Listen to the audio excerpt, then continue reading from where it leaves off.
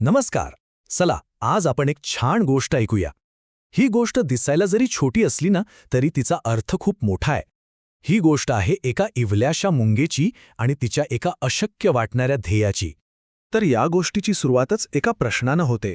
जरा विचार करा, एक लहानशी मुंगी तिच्यापेक्षा कितीतरी पट मोठा साखरेचा खडा उचलायला गेलीये. हे खरंच शक्य आहे का? चला तर मग या गोष्टीतच याचं उत्तर शोधूया. तर गोष्ट आहे एका छोट्याशा गावातली. तिथे एक मुंगी राहायची. पण ही काही अशी तशी मुंगी नव्हती बरं का. ती तिच्या मेहनती स्वभावासाठी संपूर्ण गावात ओळखली जायची. तिचा एक नियम होता. ऊन असो, वारा असो किंवा पाऊस, दररोज सकाळी उठायचं आणि न चुकता अन्न गोळा करण्यासाठी बाहेर पडायचं. तिची ही चिकाटी खरंच वाखाणण्यासारखी होती. आणि मग बघा, एके दिवशी तिच्या मेहनतीला फळ मिळालं. नेहमीप्रमाणे ती फिरत असताना तिला रस्त्यात एक भला मोठा साखरेचा खडा सापडला. तिच्यासाठी तर हा जणू काही खजिनाच होता. तो खडा पाहून तिला जो काही आनंद झाला ना, तिच्या तोंडून आपोआपच शब्द बाहेर पडले, वाह, आज तर काय मस्त जेवण मिळालंय. हा तिचा अगदी निरागस आनंद होता. मग काय, ती लगेच कामाला लागली. तिनं ठरवलं की आपण एकटीनेच हा खडा उचलून आपल्या घरी घेऊन जायचा. हा होता तिचा पहिला प्रयत्न. पण गोष्ट वाटती तितकी सोपी नव्हती, कारण तो साखरेचा खडा तिच्या आकाराच्या मानाने प्रचंड मोठा आणि जड होता. हे आव्हान तिच्या अपेक्षेपेक्षा खूपच मोठं होतं. तिनं खूप प्रयत्न केले, खूप जोर लावला, पण खडा काही जागेवरून हलेना. तेव्हा तिच्या लक्षात आलं की हे काम आपल्या एकटीच्या आवाक्याबाहेरचं आहे. ती अशी निराश होऊन विचार करत होती आणि नेमकं त्याच वेळी तिच्या बाकीच्या मैत्रिणी फिरत फिरत तिथे पोहोचल्या. आणि इथूनच कथेला एक नवीन वळण मिळालं. आपल्या मैत्रिणीला असं एकट्या धडपडताना बघून त्यांना राहवलं नाही.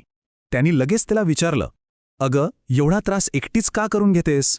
हा प्रश्न खरंच खूप महत्वाचा आहे, नाही का?